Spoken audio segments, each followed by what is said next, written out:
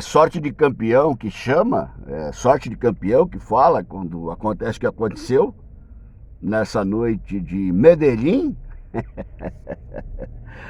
Meu Deus do céu, hein? 2 pênaltis perdidos, 2 bolas na trave. Apesar de Ferrarese, meu Deus, como é maluco, cara.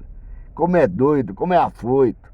Apesar de Sabino, que tomou uns comes impressionantes para um zagueiro, parece que tem 14 anos jogando no meio de adulto, né? Apesar de André, Cone, né? Silva, a gente sobreviveu, né? Sabe-se lá as duras penas, sabe-se lá de que forma a gente sobreviveu. Todos nós, inclusive, né?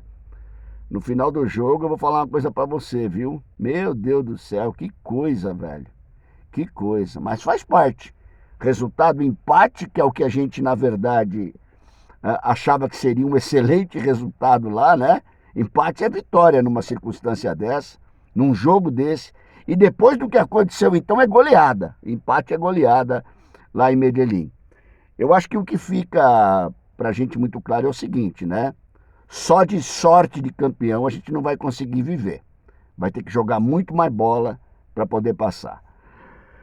Rony Altieri, São Paulo, raiz na área, ufa, né? Eu acho que o termo é ufa, né? Talvez, quantos milhões de ufas aí a gente não teve ao final da partida, depois de tudo aquilo que o São Paulo passou. Não é todo dia que o adversário perde 2 pênaltis, não é todo dia que a bola bate 2 vezes na nossa trave e não entra, inclusive aquela da bicicleta lá, pelo amor de Deus, como é que aquela bola não entrou, né? Não entrou porque não era para entrar, é claro.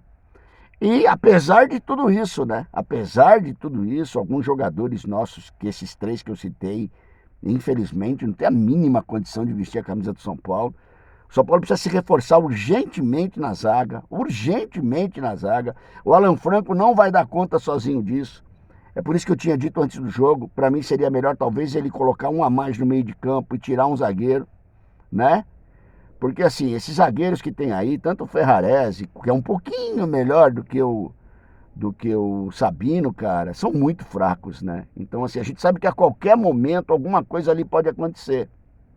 Ferrarese é estabanado, né? Vocês devem lembrar daquele jogo do Náutico na Copa do Brasil, que ele foi expulso lá no Recife, né? Uma jogada desnecessária. Então assim, ele vai meio afoito, ele vai, né, sem freio. E esses jogadores, quando eles são pouco utilizados, você administra, né? Ah, o cara fez uma boa partida, ah, o cara fez um jogo legal, ah, o cara entrou bem no jogo. Mas quando você tem esses caras como titulares, meu irmão, aí você começa a ver, uma hora entrega, né? Teve o lance do primeiro, que originou o primeiro pênalti, se você vê o come, até na hora eu destaquei lá no Instagram, o come que o Sabino tomou é infantil, cara, né? Então tem coisas assim que realmente são bastante preocupantes. Mas o Crespão tem um plano, meu Deus do céu, hein? É claro que a gente não vai poder contar única e exclusivamente com a sorte na quarta-feira. É claro que a gente não vai poder contar única e exclusivamente com a torcida, né? 70 mil pessoas no Morumbi vão tentar empurrar o time, a gente sabe de tudo isso, né? Assim como a gente sabe que é pouco provável que eles tenham tanto azar e incompetência como eles tiveram no jogo de ontem, né? É um time bem arrumadinho, não é um timaço, nada disso, mas é um time bem arrumado, um time que pressionou o São Paulo, um time que tocou bem a bola. Então, assim, eles vêm para o Morumbi para classificar. Alguém tem alguma dúvida disso? Né? E a minha grande preocupação, meus irmãos, é que nas últimas decisões, que já não é de algum tempo, à exceção da Copa do Brasil, a gente tremeu, a gente lotou a fralda, né? Então chegou o momento aí do Crespo, que já passou por uma decisão contra o Atlético do Paraná, não se deu bem, né? É hora agora do Crespo, né, arrumar esses jogadores, conversar com esses jogadores terem a ideia da importância que tem isso, né? E não é só ter ideia da importância que tem essa classificação, mas praticar essa importância. Essa é a grande questão no São Paulo, né? Então assim, o time começa tomando um sufoco, depois do pênalti perdido, o time se comporta até que razoavelmente bem. Só que a última bola, a decisão da bola é um negócio horrível, né? O São Paulo fez uma trama lá, caiu no pé do Dias, o Dias cruzou lá do outro lado, lá na lateral, velho, né? Então assim, o time tramou bem, mas chegou na hora de bater pro gol, Jesus amado, chutou a bola lá na... O André Silva teve uma bola de sem pulo de direita quase dentro da área, ele jogou fora do estádio. Então assim, vão surgir poucas oportunidades e a gente tem que ter gente ali, no mínimo competente, para matar, para fazer o gol, né? Não estou reclamando do empate não, gente, não é isso que eu estou falando. É que também a gente teve alguma oportunidade. O time desenhou alguma coisa ao chegar no ataque do Atlético Nacional, chegar na defesa do Atlético Nacional, né? Só que assim, vocês viram, né? A gente passou muito mais sufoco do que a gente criou sufoco. E se você olhar, posse de bola 5-5 a 4-5. Então assim, ali quase metade os times ficaram com a bola no pé. E o Atlético foi mais produtivo, só que não fez o gol, foi mais incompetente, né? Quando você tem mais chance e não faz, você é mais incompetente do que o outro, que não criou nada e também não fez nada, obviamente, né? Então, assim, o que eu vejo de mais importante nessa partida de ontem, as lições que ficaram para serem aplicadas na semana que vem. Lições, cara. O São Paulo tem lições de casa para fazer, né? O São Paulo tem lições de casa para poder aplicar, para poder, de alguma maneira, conseguir a vitória, que não vai ser fácil, não vai ser bolinho, né? Eu me lembrei daquela partida com o Botafogo na Libertadores do ano passado, em que o São Paulo sofreu lá no Rio de Janeiro, né? Os caras perderam 500 gols e o São Paulo perdeu um com o Caleri também.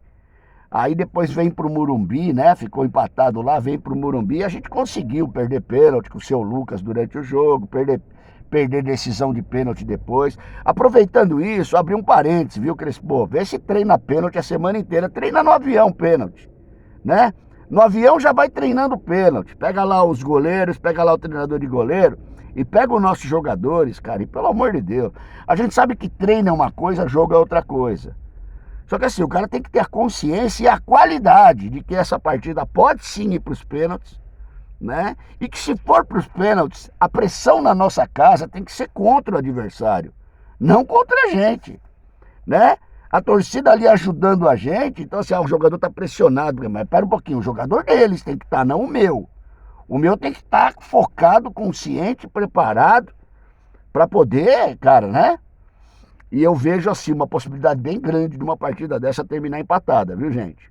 Mas enfim, é só uma percepção baseado naquilo que eu vi ontem e baseado naquilo que o São Paulo tem de jogadores, né? Porque é a mesma turma que jogou ontem.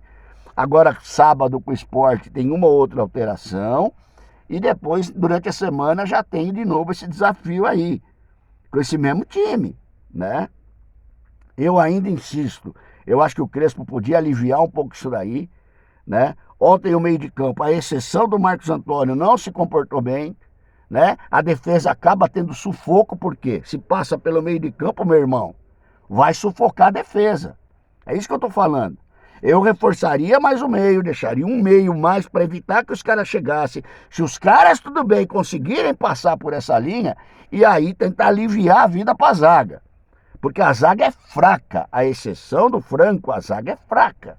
A gente sabe os laterais que a gente tem também, né? Que são limitados. Então, assim, nós temos preocupações, todos nós, mas é claro, o treinador é o Hernan Crespo e o treinador está, de alguma maneira, à exceção da desclassificação na Copa do Brasil, de alguma maneira trazendo os resultados que a gente precisa dentro daquilo que a gente tem, né? A diretoria continua trabalhando insistentemente, né? Trabalhando de maneira ilimitada para fuder o São Paulo, né? A nossa diretoria continua fudendo o São Paulo, né? Os caras são leões para vender jogador da base, eles são leões para vender promessa a preço de nada, mas para trazer reforço é coelhinho, é lebre para trazer reforço. Incompetentes Casares, incompetente Belmonte, incompetente esse coisa aí desse Rui Costa, incompetente Muricy Ramalho também como diretor, vai entrar nesse buraco aí também, nesse bolo todo, porque tá lá, né? Por falar nisso, desapareceu, tá certo? É isso aí, gente, passado o sufoco, né?